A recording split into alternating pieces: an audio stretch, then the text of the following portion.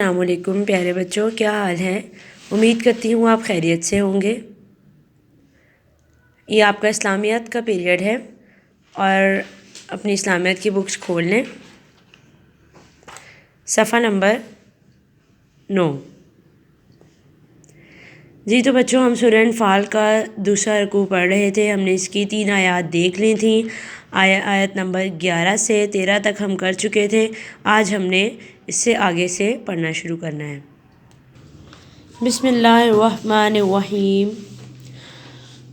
ذالکم، یہ اس لیے ہے، فذوقوا، پس چکھو، وَأَنَّ، اور بے شک، للکافرین، کافروں کے لیے، عذاب النار، آگ کا عذاب ہے۔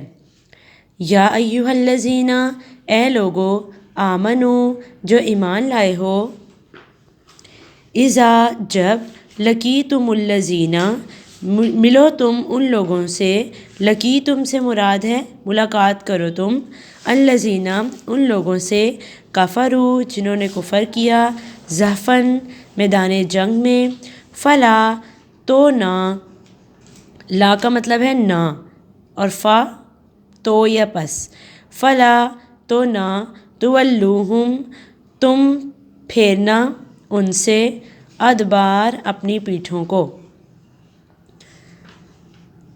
ومن، اور جو شخص، یولیہم، وہ پھیرے گا، یومئذ، اس دن، دبرہ، اپنی پیٹھوں کو، الا، سوائے، یہ کنڈیشن لگا دی اللہ تعالیٰ نے کہ جو شخص پھیرے گا اپنی پیٹھوں کو اس کے لیے تو عذاب ہے، لیکن سوائے کن لوگوں کے؟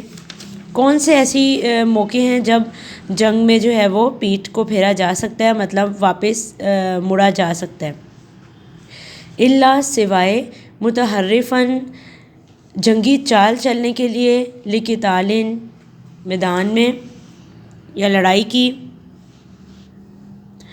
او، یا متحیزاً، جا ملنے کے لیے، الی فئۃ، اپنے گروہ سے یا اپنی جماعت سے جا ملنے کے لیے، فقط، تو پس وہ لوٹا، باء، لوٹا، بغضب، غضب کی طرف، من اللہ، اللہ تعالیٰ کی طرف سے، ومأواہ، اور اس کا ٹھکانہ، جہنم، جہنم ہے، وبئس المصیر، اور وہ برا ٹھکانہ ہے۔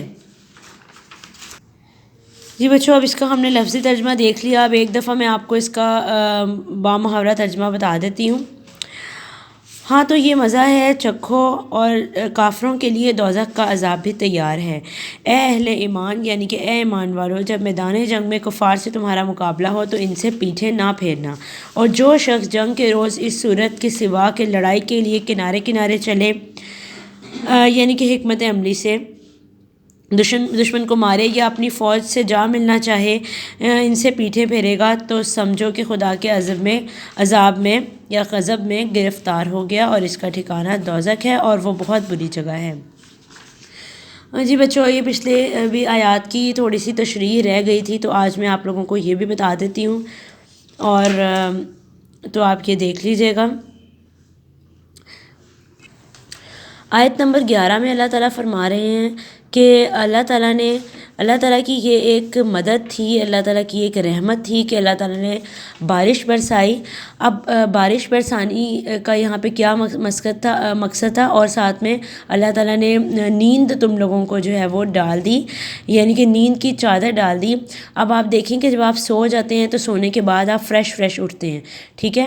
تو اسی طرح اللہ تعالیٰ نے بھی اس ٹائم مسلمانوں کو تھوڑی دیر کے لیے سلا دیا، کیونکہ حفاظت تو اللہ تعالیٰ ہی نہیں کرنی تھی، اور آسمان سے پانی بھی برسایا تاکہ سونے کے بعد اور نہانے کے بعد تم لوگ فریش ہو جاؤ اور پاک ہو جاؤ، اور شیطان کی جو نجاست ہے، شیطان کی جو برے وسوسے ہوتے ہیں، وہ تمہارے سے دور ہو جائیں، اور تمہارے دل اور مضبوطی سے جو ہے نا تم وہ جنگ کی تیاری کرو اور جنگ میں حصہ لو، ٹھیک ہے؟ تو یہ نیند بھی اللہ تعالیٰ کی طرف سے ایک رحمت ہوتی ہے، یہاں پہ یہ بتانے کا مقصد ہے، ٹھیک ہے؟ اور اسی لیے اللہ تعالیٰ نے اس ٹائم سلایا تاکہ مسلمان فریش ہو کے لڑیں، بجائے اس کے کہ تھکے ہارے نہ لڑیں، ٹھیک ہے؟ اب آیت نمبر 12 میں دیکھیں اللہ تعالیٰ کیا بتا رہے ہیں۔ کہ جب اللہ تعالیٰ فرشتوں کے ذریعے آپ صلی اللہ علیہ وسلم کو وحی کر رہے تھے کہ میں تمہارے ساتھ ہوں، ٹھیک ہے، مومنوں کو ڈرنے کی ضرورت نہیں ہے، انہیں چاہیے کہ وہ ثابت قدم رہیں کیونکہ اللہ تعالیٰ ایمان والوں کے ساتھ ہیں۔ اور اللہ تعالیٰ ایک اور آگے خوشخبری دے رہے ہیں کہ ان قریب میں کافروں کے دلوں میں تمہارا رعب ضرور ڈال دوں گا، یعنی کہ کافروں کے دل جو ہیں وہ ڈر جائیں گے۔ وہ مسلمانوں کی تعداد تھی تو تھوڑی 313، لیکن جب فرشتے پیچھے سے آ رہے ہیں، مردفین لگاتار آ رہے ہیں، تو کافروں کی نظر میں زیادہ دکھا کے اللہ تعالیٰ کہہ رہے ہیں کہ میں ان کے دلوں میں تمہارا رعب ڈال دوں گا۔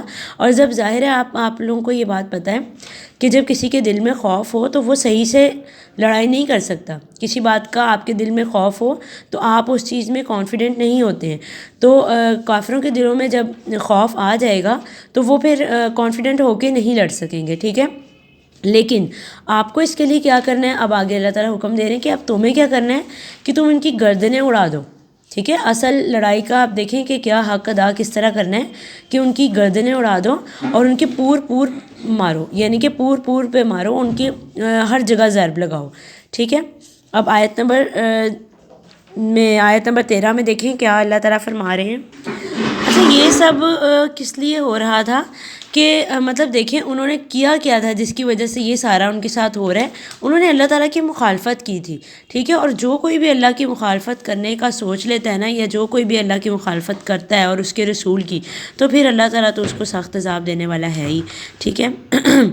اور اس کے بعد نیکسٹ کیا ہے، آیت نمبر 14 کا دیکھیں کہ اور ان کے لیے اب اللہ تعالیٰ کہہ رہے ہیں اب چکھو، اب مزہ کرو تم اس عذاب سے۔ اور کافروں کے لیے دنیا میں تو یہ عذاب تیار کر دیا ہے، لیکن آخرت میں ان کے لیے آگ کا عذاب ابھی آگے الگ موجود ہے۔ تو یہاں پہ یہ اللہ تعالیٰ بتا رہے ہیں، ٹھیک ہے۔